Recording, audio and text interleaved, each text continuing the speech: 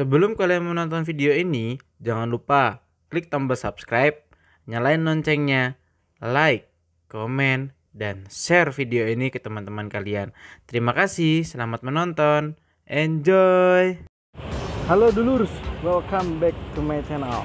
Pada video kali ini kita akan melakukan revisi, yaitu review singkat terhadap Toyota Rush tipe G tahun 2008. Oke, yang pertama kita akan membahas mengenai eksterior pada mobil ini. Nah, pada bagian depannya headlamp yang digunakan sudah menggunakan headlamp projector headlamp, dan di sini juga lampu semnya masih halogen. Di sini terhadap lampu senja, dan ini adalah lampu jauhnya. Dan pada mobil ini untuk tipe G sendiri juga sudah dilengkapi dengan fog lamp, dan di bagian depan terdapat satu bilah chrome pada bagian grill depannya. Kemudian kita lanjut ke velgnya ya. Nah, velg yang digunakan dari mobil ini juga sudah menggunakan velg alloy. Ini velgnya standar dari pabrikannya, dan ban yang digunakan adalah menggunakan ban Dunlop Grand Trax ST20 dengan profil ban 235/60 R16. Kemudian dari sisi spion yang digunakan sudah electric mirror, tapi dia belum retractable ya, jadi dia belum bisa dilipat spionnya.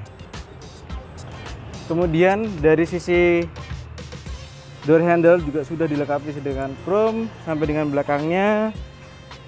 Lampu belakangnya ini masih yang generasi pertama, jadi dia masih menggunakan mika merah, dan lampunya juga masih menggunakan halogen biasa. Nah, ini yang ciri khas dari Toyota Rush, di mana dia terdapat ban konde di bagian belakangnya. Dari sisi kaca belakang ini juga sudah dilengkapi dengan wiper, dan di sini juga ada defogger ya. Terus ini wipernya, spoilernya ini merupakan spoiler yang bukan bawaan dari pabrik, dia melainkan aksesoris tambahan. Door handle-nya juga masih dilengkapi dengan chrome sampai sisi belakangnya. Nah, ini penampakannya dari samping nih. Kemudian kita akan melihat dapur pacu atau mesin dari mobil ini. Kita buka dulu kap mesinnya.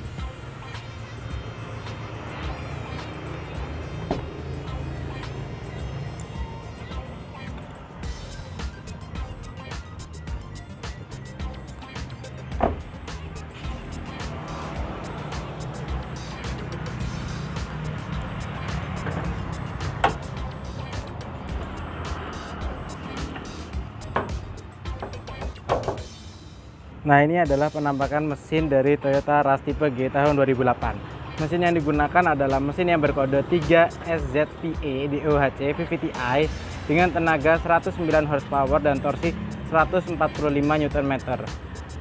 Tenaga ini disalurkan ke roda belakang dengan menggunakan transmisi manual 5 percepatan.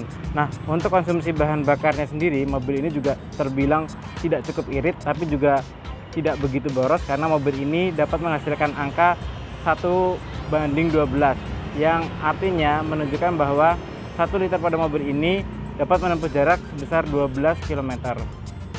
Oke, kemudian kita ke sisi interiornya ya.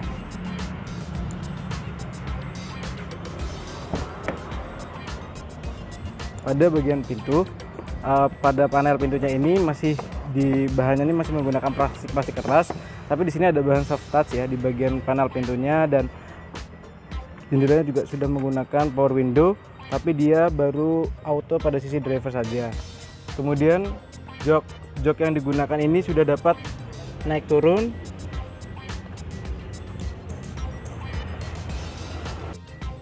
Kemudian juga terdapat reclining seat ya pada bagian sisi pengemudi.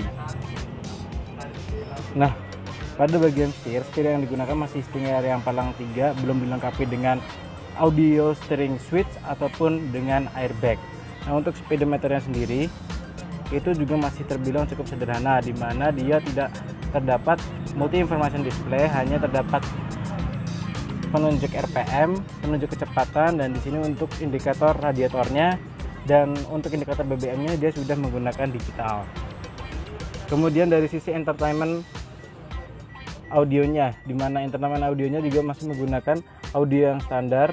Dia sudah double din, tapi dia masih menggunakan kaset, belum ada layar sentuh atau touchscreen pada audionya.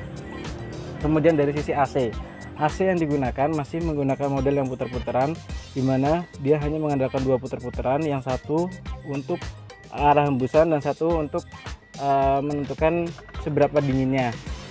Dan pada bagian tengahnya ada tuas transmisi, dan di sini juga terdapat rem tangan yang modelnya model otot ya. Jadi dia belum mengandalkan electric parking brake ataupun yang ada di kaki. Dan di sini juga terdapat konsol yang berguna untuk menaruh botol minum ataupun menaruh uang receh.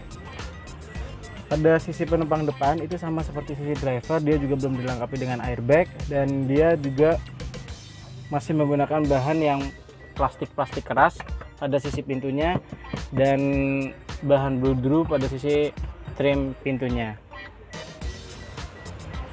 Kemudian kita ke belakang.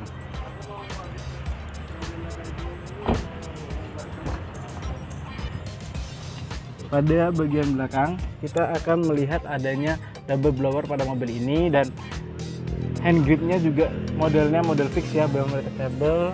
Ini juga terdapat hand grip, dan untuk kelegaan ini legroomnya lega banget, dan di sini juga masih terdapat bahan-bahan yang plastik keras gitu ya. Di sini juga terdapat bahan bludru pada sisi panelnya, dan di sini juga terdapat sarung jok. Sarung joknya ini masih menggunakan jok yang sintetis sampai baris ketiga. Nah, untuk baris ketiganya sendiri ini merupakan baris tambahan, dimana kalau misalnya kita duduk di sini, ini akan terasa sampai sekali. Karena apa? Karena pada dasarnya Rush ini hanya 5-seater, bukan 7-seater. Nah, di sini merupakan jok tambahan. Ini juga terdapat lampu. Nah, ini penampakannya. Oke, sekian video pada kesempatan kali ini. Jangan lupa like, comment, subscribe, dan share video ini ke teman-teman kalian. Terima kasih telah menonton video ini, and see you on the next video. Bye bye.